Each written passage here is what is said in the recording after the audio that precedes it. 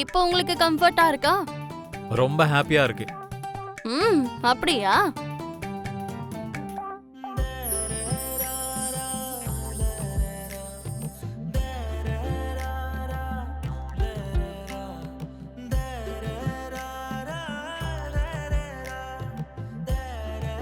ஏய், கண்ணாடியில ஏன் இப்படி பாக்குற?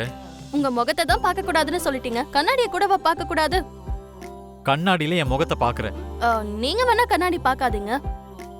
ஹலோ, டிரைவிங் பண்ணும்போது எப்படி பார்க்காம இருக்க முடியும்? அது உங்க ப்ராப்ளம். உன்கிட்ட இதான் ப்ராப்ளம். சொல்றதே கேட்க மாட்டேன். இப்போ நான் சேர்மன், நான் சொல்றதை தான் நீங்க கேட்கணும். வாயை திறந்தாலே நான் சேர்மன்றது. உலகத்திலேயே என்னமோ நீ தான் சேர்மன் ஆன மாதிரி.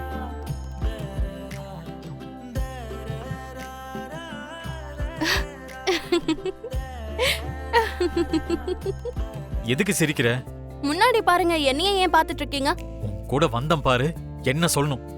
இனிமே எங்கேயுமே என் கூட வரணும்னு தான் நானும் சொல்றேன். இத்தனை நாள் அமைதியா இருந்துட்டு இப்ப என்ன இவ்வளவு பேசுற? என்னோட டைம் வந்ததால.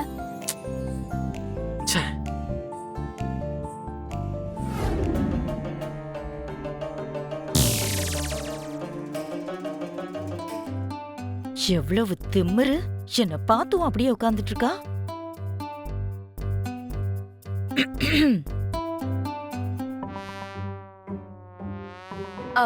ஃப்ரிட்ஜ்ல வாட்டர் இருக்கு, போய் எடுத்து குடிங்க அத்தை. என்ன? அதான் உங்களுக்கு பொறையேற மாதிரி இருக்குல்ல, தண்ணி எடுத்து குடிச்சா கொஞ்சம் சரியாகும்னு நான் சொல்ல வந்தேன். அப்போ நீ என்ன பாத்துக்கிட்டே தான் இருக்க. ஏன், எனக்கு கண்ணு இல்லையா? இருக்கு, ஆனா அதுல திமிரு தெரியுது. ஏன் முன்னாடியே பயம் மரியாதை இல்லாம கால் மேல கால் போட்டுட்டு உட்காருவியா? இந்த காலு என்னோடது, இந்த காலும் என்னோடதுதான். ஏன் கால் மேல தானே நான் காலை போட்டு உட்கார்ந்துருக்கேன், உங்க மேல போட்டிருக்கேனா என்ன? அதான் நைட்டு போட்டியே. அது ஏதோ தூக்கத்துல நடந்துருச்சு. இன்னைக்கு ராத்திரி கூட நம்ம 2 பேரும் உங்க ரூம்ல தானே படுக்க போறோம். இன்னைக்கு நீ என் ரூம்ல படுக்க வேண்டாம். அப்ப அவர் ரூம்ல படுத்துக்கவா? வேண்டாம், என் ரூம்லயே படுத்துக்கோ. நான் வேணா கெஸ்ட் ரூம்ல படுத்துக்கிறேன்.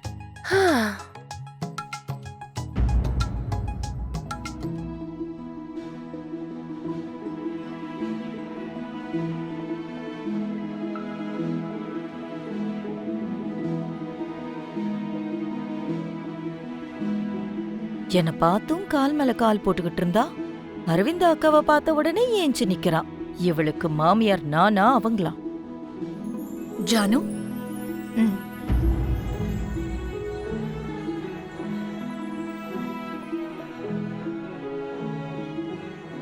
எங்க போயிட்டு வரீங்க அத்தை?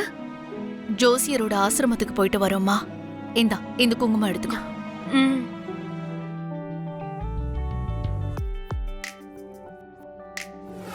எம்பிஏ படிச்சாலும் சூட்டு போட்டாலும் டிரைவர் தானே.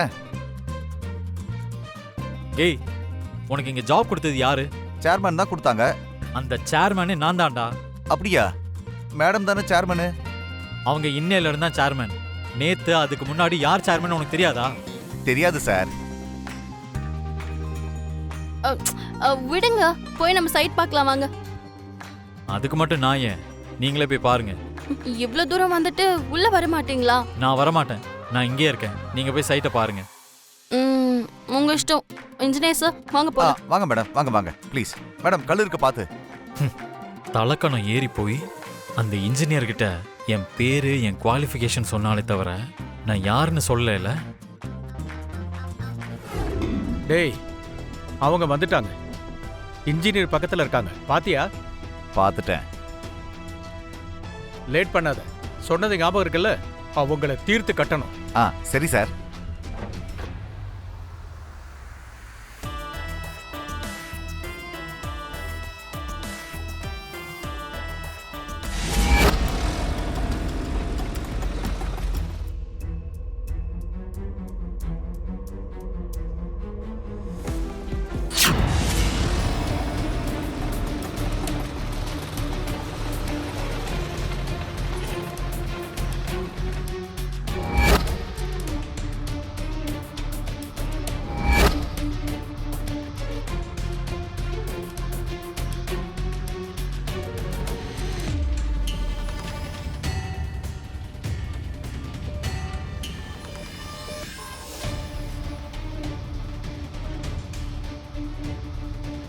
சார் டம்ப் பண்ண போகிறேன்.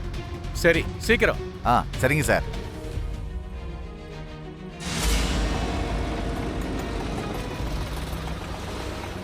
Okay madam. சரிங்க மேடம். லக்ஷ்மி! ஐயோ!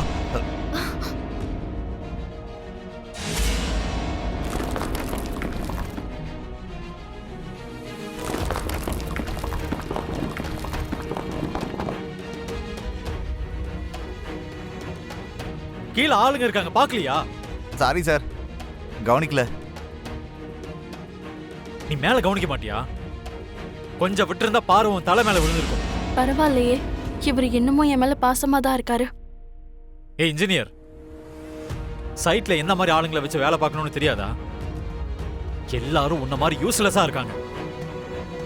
இந்த மாதிரி ஏதாவது நடந்துரும்னு தான் நான் உங்களை என் கூட வர சொன்னேன்.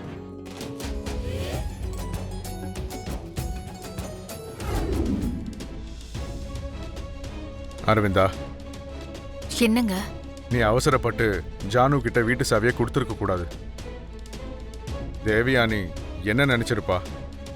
நீ கொஞ்சம் யோசிச்சு முடிவு எடுத்திருந்தா நல்லா இருந்திருக்கும். தெரியலங்க, எனக்கு கொடுக்கணும்னு துணிச்சு கொடுத்துட்டேன். யோசிக்காம நீ திடீர்னு எதுவும் செய்ய மாட்டியே, இப்போ எதுக்காக இப்படி பண்ண? பசங்க நம்ம தோலுக்கு மேல வளர்ந்துட்டாங்க, மருமகளும் வந்தாச்சு. இதுக்கு மேலயும் நம்ம பொறுப்பை சுமக்கணுமா என்ன? அவங்க கேக்குறதுக்கு முன்னாடியே நம்ம கொடுத்துட்டோம்னா மரியாதையா இருக்குங்க. அவங்களுக்கும் பொறுப்பு வந்த மாதிரி இருக்கும். இவ்வளோ சீக்கிரம் பொறுப்புல இருந்து தப்பிக்கலாம்னு நினைக்கிறியா? எப்ப என்ன நடக்கும்னு சொல்ல முடியாதுல்லங்க. ஒருவேளை எனக்கு ஏதாவது ஆயிடுச்சுன்னா என்னோட பொறுப்பை நான் செய்யாம விட்டுட்டேனேன்னு எனக்கு ஒரு கவலை இருக்கும். அப்படிலாம் பேசாத அரவிந்தா. ஒரு பேச்சுக்கு சொன்னங்க, எதுக்கு இவ்ளோ கவலைப்படுறீங்க? மேல வாழ்த்துற தேவதைங்க இருப்பாங்க, அதுக்கு தான் சொன்னேன். நாம எப்பவுமே பாசிட்டிவா தான் பேசணும். நான் சொல்றதும் பாசிட்டிவான விஷயம் தாங்க. லக்ஷ்மிக்கு கம்பெனி பொறுப்புகளை கொடுத்துட்டேன். மித்ராவும் லக்ஷ்மியும் சேர்ந்துருவாங்கன்னு நம்புறேன். ஜானுவுக்கு வீட்டு பொறுப்புகளை கொடுத்திருக்கேன். தேவயானிக்கும் ஜானுக்கும் எப்படியும் செட் ஆக போறதில்ல. இப்போதைக்கு இருக்கிறது மனிஷா மட்டும்தான்.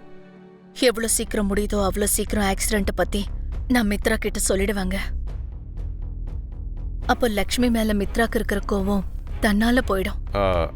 அந்த விஷயம் சொல்லக்கூடாதுன்னு லக்ஷ்மி உங்ககிட்ட சத்தியம் வாங்கியிருக்காள்ல. சத்தியத்தை மீறினா என்ன ஆக போகுதுங்க? மிஞ்சி மிஞ்சி போனா என்னோட உயிர் போகும், அவ்வளவுதானே.